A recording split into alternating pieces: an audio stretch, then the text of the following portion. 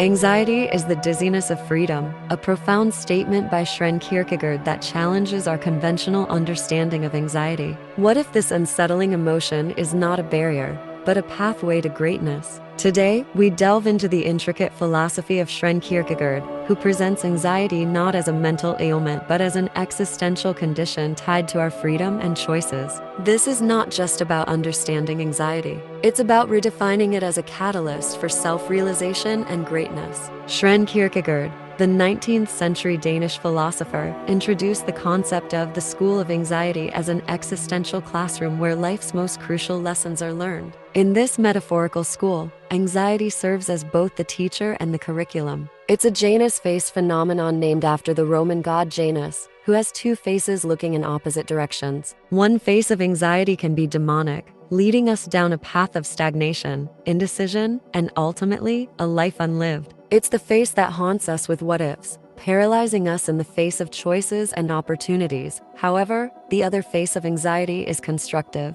It's the unsettling yet invigorating feeling that pushes us to confront the unknown, to make choices, and to take responsibility for those choices. This constructive anxiety serves as a compass, guiding us toward the development of a greater self. It's the face that challenges us to step out of our comfort zones, to confront our fears, and to engage in the act of self-creation. The face that anxiety shows us, whether it's destructive or constructive, depends largely on our approach to life's anxiety-inducing situations. If we recoil, avoid, or numb ourselves, we are choosing the demonic face of anxiety, which leads to a life of passivity and regret. On the other hand, if we lean into the discomfort, if we engage with our existential freedom and make choices despite the uncertainty, we are choosing the constructive face of anxiety, which leads to growth, self-realization, and yes, greatness. In Kierkegaard's school of anxiety, enrollment is not optional. We are all students, whether we like it or not. The real question is,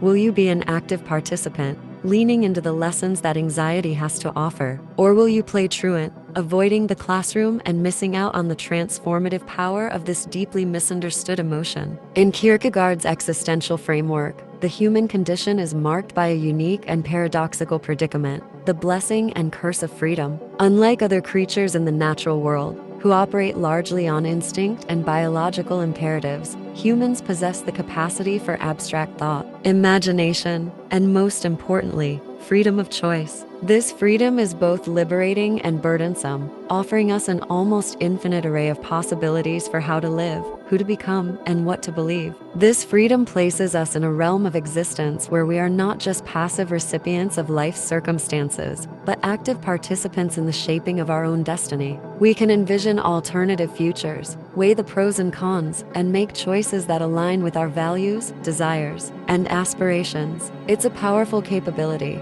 but one that comes with its own set of challenges. The very act of choosing among various possibilities introduces a level of existential anxiety, a sort of dizziness that can either paralyze us or propel us forward. Kierkegaard argues that this freedom, and the anxiety that accompanies it, is not something to be avoided but embraced. It's the raw material for self-creation, the ultimate task of human life. To be human is to be thrown into a world of possibilities and to have the freedom to navigate through them. But this navigation is not a leisurely cruise. It's more akin to sailing through a storm, where the choices we make set the course for the rest of our lives. The existential anxiety we feel is a signal, a signpost pointing toward the importance of our choices. It reminds us that our decisions have weight, that they matter in the grand scheme of our existence. And it's precisely this weight, this gravity, that gives our lives meaning and purpose. Without the challenge of freedom and the anxiety it brings, we would be mere automatons, drifting aimlessly in a deterministic universe. So, in the grand tapestry of existence,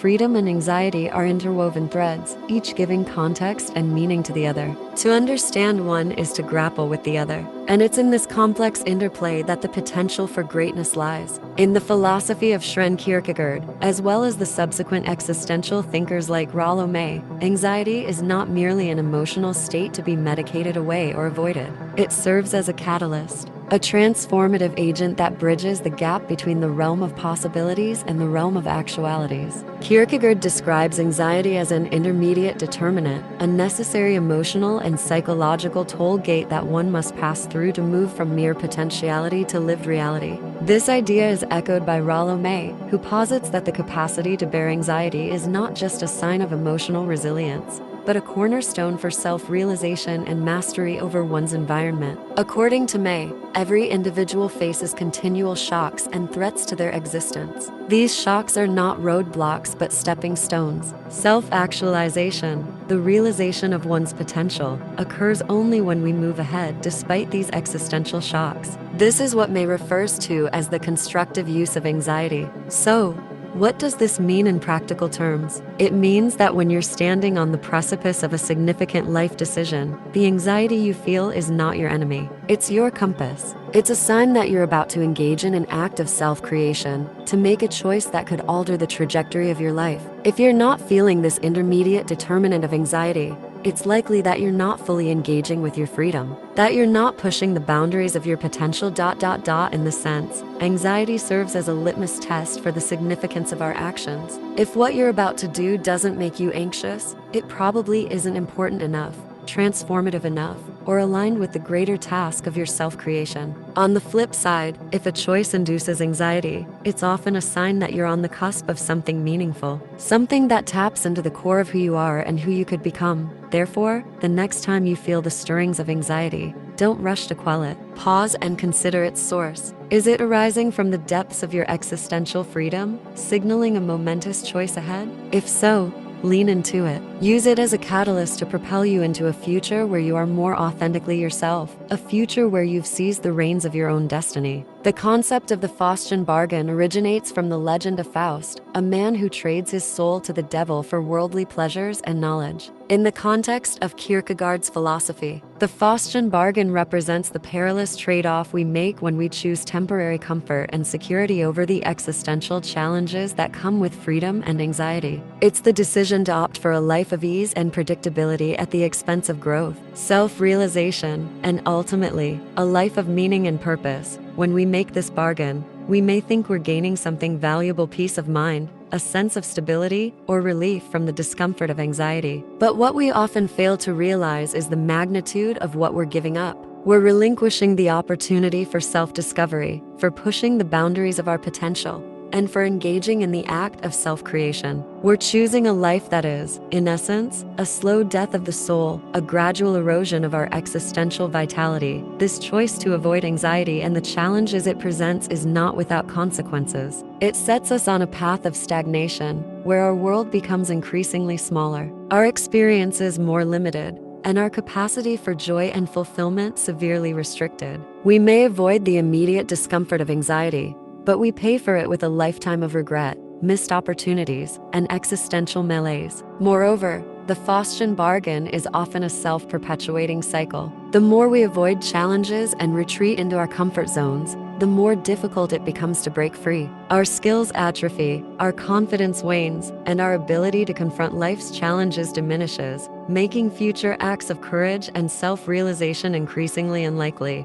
But perhaps the most tragic aspect of this bargain is the loss of our authentic selves. In choosing comfort over challenge, we suppress the parts of us that yearn for growth, that crave meaningful experiences, and that aspire to a life of greatness. We become strangers to ourselves, disconnected from our innermost desires and values. So, the next time you're tempted to make a Faustian bargain, to trade the richness of a life fully lived for the shallow comforts of an easy existence, remember what's at stake. You're not just giving up a moment of discomfort. You're giving up a piece of your soul, a fragment of your potential, and a chapter in the story of who you could become. In a society that often pathologizes anxiety, viewing it as a disorder to be treated rather than a part of the human condition, Kierkegaard's perspective offers a radical shift. It invites us to see anxiety as a signpost on the road to self-realization, a marker that we are engaging with the full spectrum of our human freedom. It challenges us to lean into the discomfort,